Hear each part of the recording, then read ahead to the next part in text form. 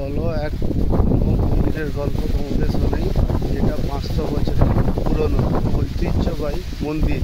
সবাই গল্পটা শুনতে তোমাদের সবারই ভালো লাগবে। এটা হচ্ছে বাইরের পুরনো পুরী মন্দির, যেটা দেউল নামে পরিচিত। মারিজদা থেকে মাত্র 3 কিলোমিটার দূরে এই মন্দিরটি অবস্থিত। অনেক পুরনো, 500 বছরের পুরনো মন্দির। চলো এর ভিতরে যাই, গিয়ে তোমাদের এর সম্পর্কে এবং ইতিহাস সম্পর্কে তোমাদের জানাচ্ছি। এটা হচ্ছে বাইরের পুরী মন্দির, যেটা হচ্ছে 500 বছরের পুরনো এক মন্দির। এটা হচ্ছে মারিজদা থেকে 3 কিলোমিটার দূরে এই পুরী মন্দিরটি অবস্থিত। ভেতরে যাই, ভেতরে গেলে এর পুরানো ঐতিহাসিক কাহিনী এবং কী কী আছে সব গিয়ে বলছি তোমাদের।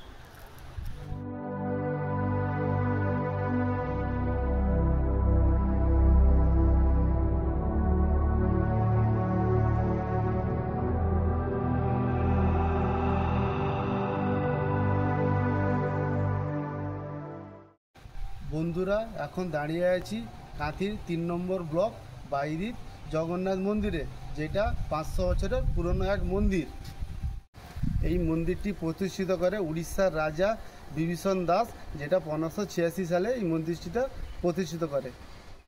এই মন্দিরের মূল ঐতিহাসিক প্রেক্ষাপট হলো 1568 সালে কালো পাহাড় যখন পুরী আক্রমণ করেছিল, সেই সময় বিভিন্ন হিন্দু মন্দির ধ্বংস করেছিল।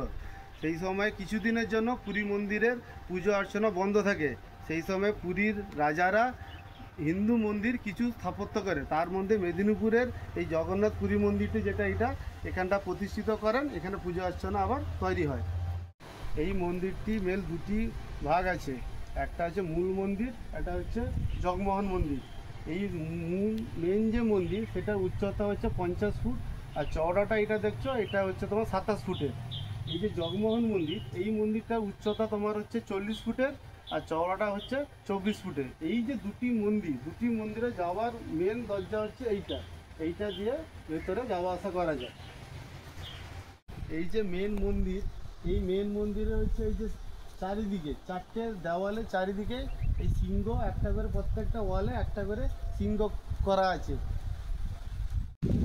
2015 থেকে 17 সাল মধ্যে এই মন্দিরটি বর্তমান যে সরকারের পূর্ত দপ্তর সরকারের আন্ডারে এটা কাজকর্ম চলেছিল। সেই সময় মন্দিরটির রং এবং চারিদিকে পরিষ্কার পরিচ্ছন্নভাবে হয়েছিল, কিন্তু বর্তমানে এই মন্দিরটা সেই আগেকার পরিস্থিতিতে নেই। সেই বলতে গেলে সেই জঙ্গল চারিদিকে হয়ে গেছে, বর্তমানে ধ্বংসের দিকে গেছে।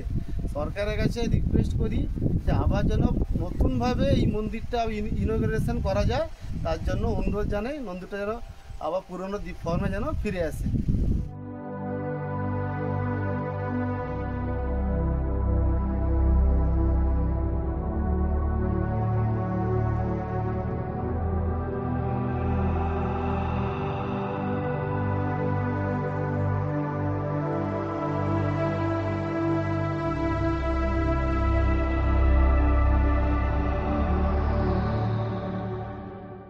এটা হচ্ছে নতুন মন্দির, যেখানটা বলরাম, সুভদ্রা, জগন্নাথের বিগ্রহ প্রতিষ্ঠিত করা আছে।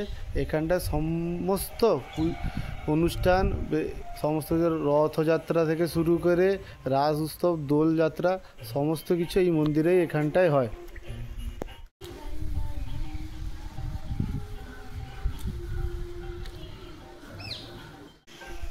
এটা হচ্ছে নতুন মন্দির, নতুন রূপে সুসজ্জিত করা আছে।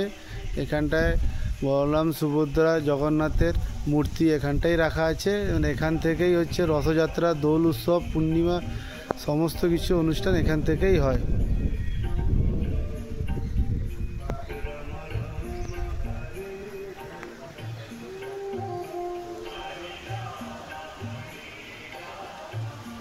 এটা হচ্ছে সূর্যবেদী।